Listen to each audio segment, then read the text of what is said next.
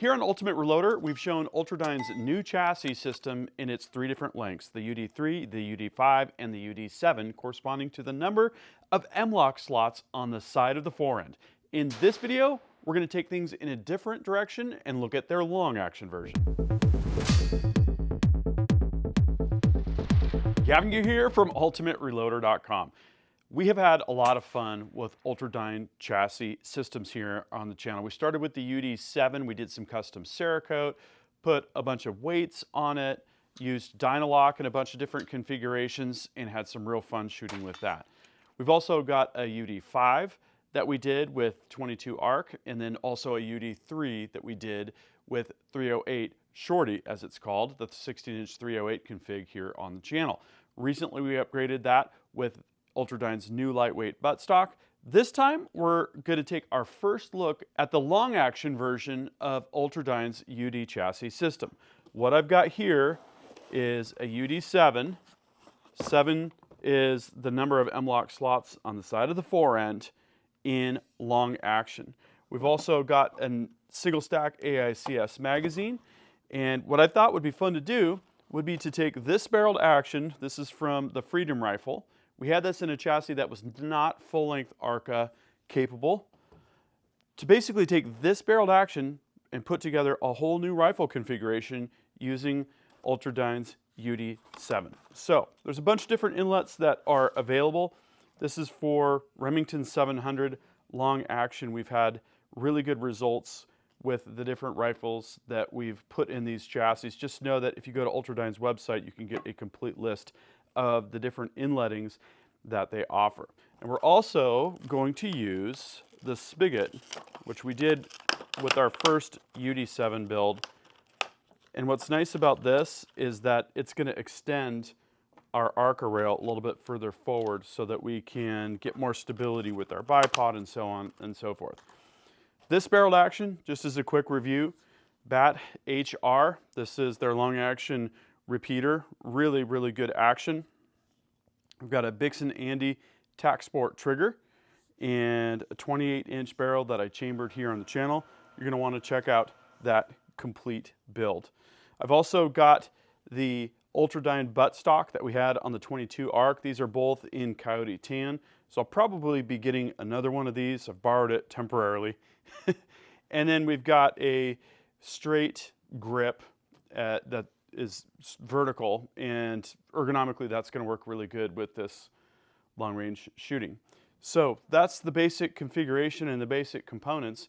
I'm going to get to work putting all this together, and we'll see what this rifle looks like.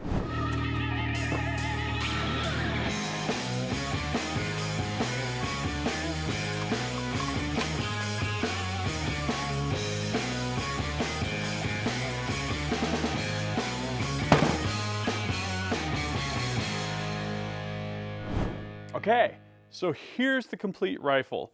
We've got the barreled action that was previously from the Freedom rifle, that's based on the BAT HR, and the UD7 chassis in long action Remington 700 with the spigot. As you can see here, this spigot really adds that extra bit of reach for the bipod.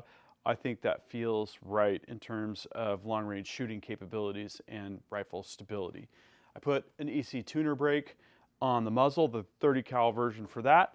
And then we've got the Athlon Midas Tac 5-25 by 56 scope. This has been a real workhorse. We already had a level on it and really liked the way that that came together. Vertical rubber grip, and then we've got the single stack AICS magazine that performed flawlessly in terms of feeding and function.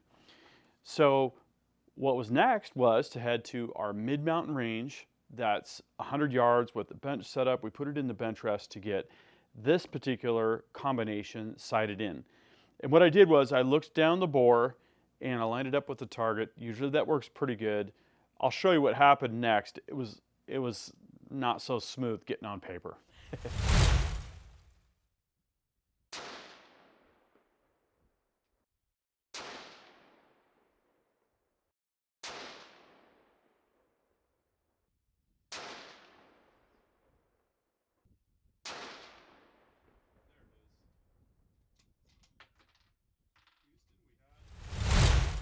So when I shot dead center, there was nothing on the paper. So I proceeded to do a top of paper, bottom of paper, left side of paper, still nothing. Finally, when I hit the right side of the paper, I was 6.5 inches off on my windage. I am not sure what happened because the elevation was within 1/16 of an inch, 1/8 of an inch, something like that. But once I had established that, it was easy to dial from the edge of the paper over to the shots to get a good zero.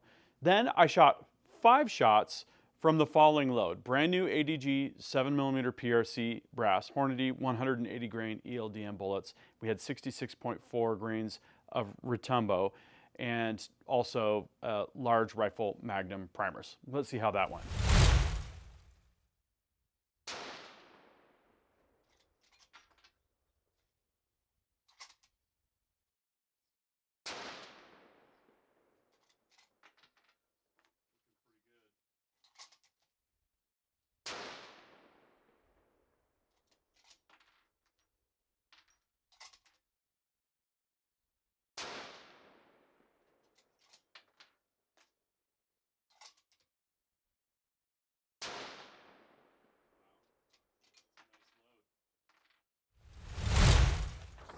There you have it. So we were sub 3/4 MOA. I show 0.714 for those 5 shots at 100 yards.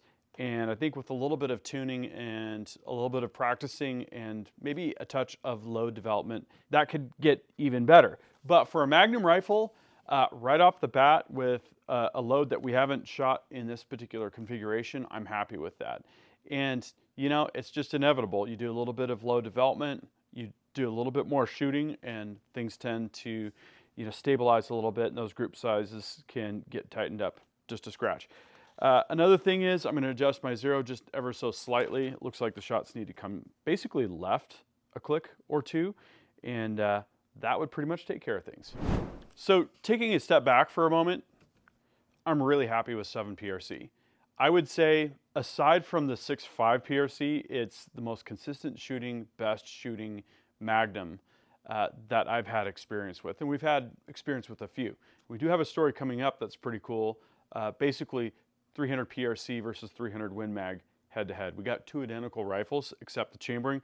That's going to be a lot of fun. And there's definitely a place for cartridges like 300 Win Mag and 300 PRC. But what I love about the 7 PRC is just its ballistic brilliance, I'll say, without as much recoil. And it just seems to be the perfect cartridge for precision, shooting those tight groups. Absolutely love it. And in terms of this setup, I really like it. One of the main reasons I wanted to upgrade the chassis was so that I had a full-length Arca rail, which I now have. The spigot gives it that extra bit of, you know, bipod balance options, getting it a little bit further forward for a little bit longer fulcrum for, you know, bipod shooting with the rear bag, which we'll probably do next. And it's just a lot of fun to shoot these rifles. You can just feel the power. Here's what I'd like to know. What do you think of this rifle? The original Freedom rifle that we did, kind of reimagined in this Ultradyne UD7 long action Remington 700 chassis. If you were going to use this chassis, what would you use it for? Or do you have a UD chassis, whether it be long or short action, UD3, UD5, or UD7? Tell me what rifle you put together, what you're using it for, and how it's working for you. Thanks again for watching. That concludes this video, and that means it's time to wrap it up. I hope you enjoyed this video. Don't forget to like and subscribe. Also, we're on Facebook, YouTube, Rumble, where we've got unrestricted content, and Instagram. Make sure to follow us on all those channels. Ultimate Reloader also has a commercial solutions division serving law enforcement, the military, and the gun industry. We have some unique capabilities, including a comprehensive suite of recoil testing and evaluation capabilities, trigger profiling, and more. If you're interested in custom rifles like what we build here on the channel or gunsmithing services, you're going to want to go to rifles.ultimatereloader.com and get on the wait list. If you want to learn lucrative gunsmithing like what I show here on the channel, including building custom rifles and Cerakote plus a whole bunch more, you're going to want to check out the Colorado School of Trades, schooloftrades.edu. Thanks again for watching.